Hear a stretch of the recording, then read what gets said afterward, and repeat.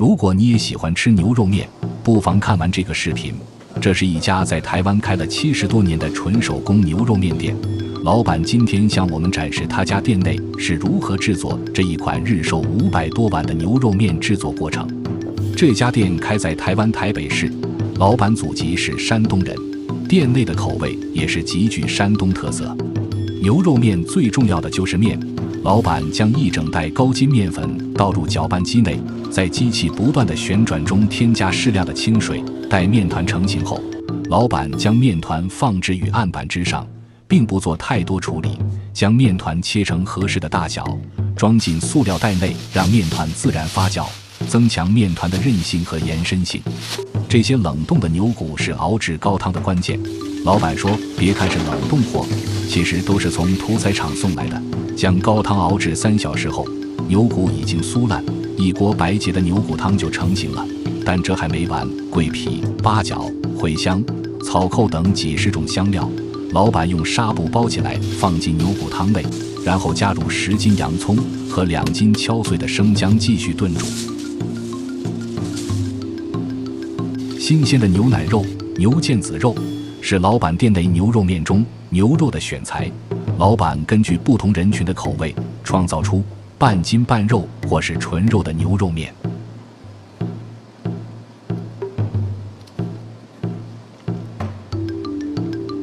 有经验的老板根据牛肉的成熟度，选择关键时间下入蔗糖、食盐和酱油调味。牛肉还需要继续炖煮，但面团已经醒发合适，面点师傅大力揉捏面团，然后装进塑料袋内进行2次醒发。醒发好的面团，师傅按压几下后，切成合适一会加工的大小。这么大的面团一般切成4份，然后就是在机器的帮助下变成面饼。老板说，在他年轻的时候，每天老父亲都催促他赶紧上工擀面，客人越多他越烦，因为客人越多，他基本上每天都要站在案板上擀面。现在在机器的帮助下，省了很多力气。压好的面饼一层一层地包裹在擀面杖上，2只手均匀发力，不断靠旋转和按压使面饼逐渐变大变薄，最后切成合适的宽度。这就是山东手擀面的制作过程。屏幕前的小伙伴有没有想起童年时妈妈在厨房擀面条的记忆呢？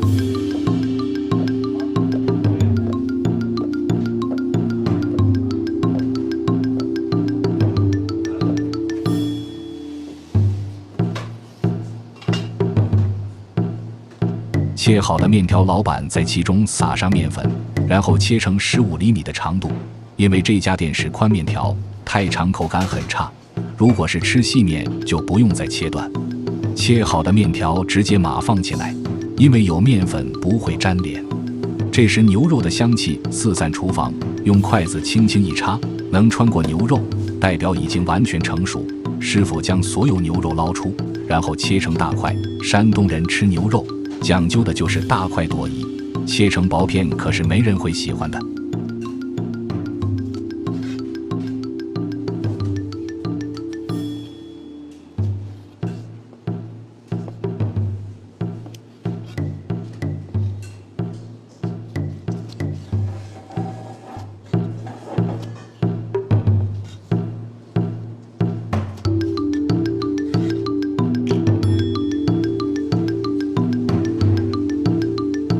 现在老板开始要为这些牛肉生化一次，准备一个大盆，里面添加豆油，加入蔗糖和洋葱，中火油炸。